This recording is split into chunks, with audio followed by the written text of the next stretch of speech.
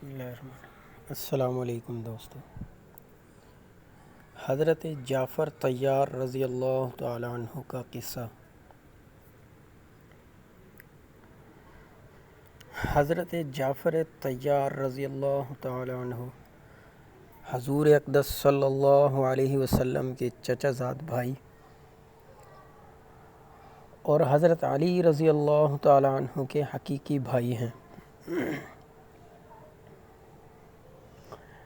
اول تو یہ سارا ہی گھرانہ اور خاندان بلکہ آل اولاد سخاوت، کرم، شجاعت اور بہادری میں ممتاز رہے، لیکن حضرت جعفر رضی اللہ تعالیٰ عنہ مساکین کے ساتھ خاص تعلق رکھتے تھے اور زیادہ اٹھنا بیٹھنا غرباء ہی کے ساتھ ہوتا تھا۔ کفار کی تکالیف سے تنگ آ کر اول حبشہ کی ہجرت کی اور کفار نے وہاں بھی پیچھا کیا تو نجاشی کے یہاں اپنی صفائی پیش کرنا پڑی۔ وہاں سے واپسی پر مدینہ طیبہ کی ہجرت کی اور غزوہ موتہ میں شہید ہوئے۔ ان کے انتقال کی خبر پر حضور اقدس صلی اللہ علیہ وسلم ان کے گھر تعزیت کے طور پر تشریف لے گئے اور ان کے صاحبزادوں عبداللہ اور عون رضی اللہ تعالی عنہ کو بلایا۔ وہ سب کم عمر تھے۔ ان کے سر پر ہاتھ پھیرا اور برکت کی دعا فرمائی۔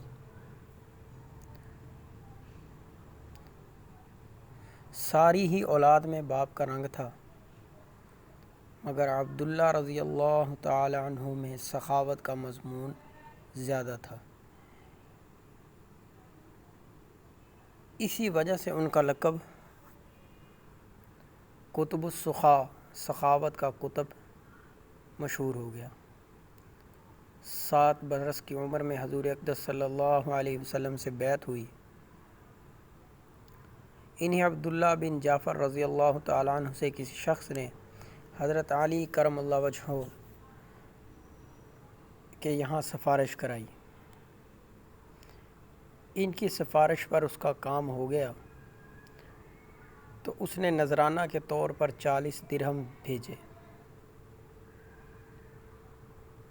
انہوں نے واپس کر دیے کہ ہم لوگ اپنی نیکی کو فروخت نہیں کیا کرتے۔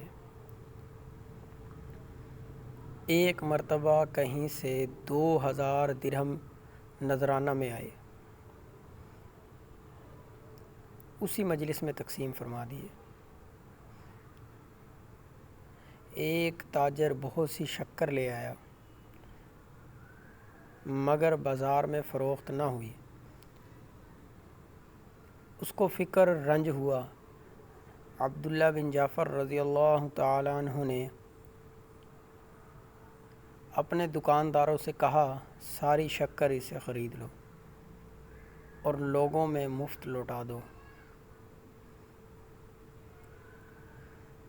رات کو قبیلہ میں جو مہمان آتا تھا ان کے یہاں سے کھانا پینا ہر قسم کی ضروریات پوری ہوتی تھی۔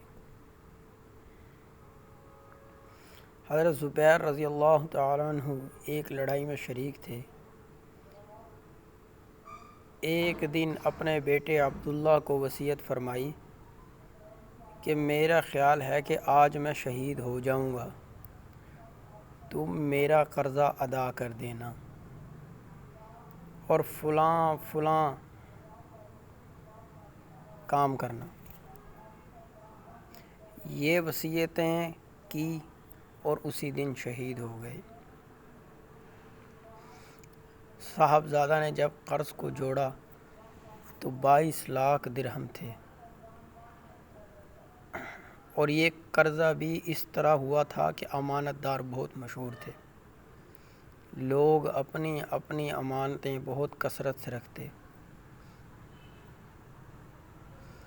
یہ فرما دیتے رکھنے کی جگہ تو میرے پاس نہیں، یہ رقم قرض ہے، جب تمہیں ضرورت ہو لے لینا۔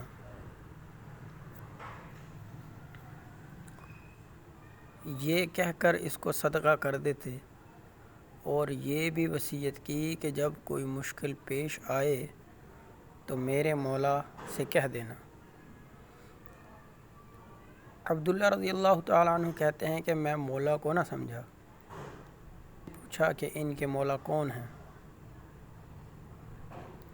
فرمایا کہ اللہ تعالی۔ چنانچہ حضرت عبداللہ رضی اللہ تعالیٰ عنہ نے تمام قرضہ ادا کر دیا۔ کہتے ہیں کہ جب کوئی دقت پیش آتی تو میں کہتا، اے زبیر کے مولا، میرا فلاں کام نہیں ہوتا، تو فوراً ہو جاتا۔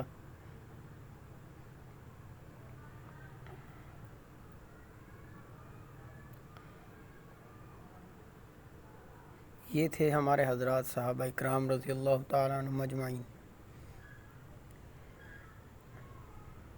اب یہاں پہ حضرت زبیر رضی اللہ تعالیٰ عنہ کا واقعہ بھی ساتھ جوڑ دیا گیا۔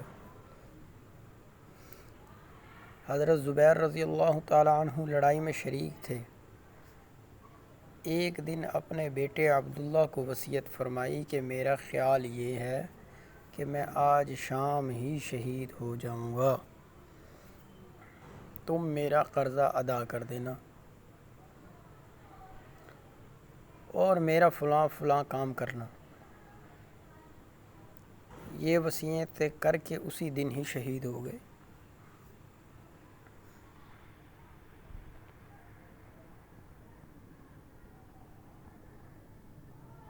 اور ان پر بہت زیادہ قرض تھا، جو تقریباً 22 لاکھ درہم تھے۔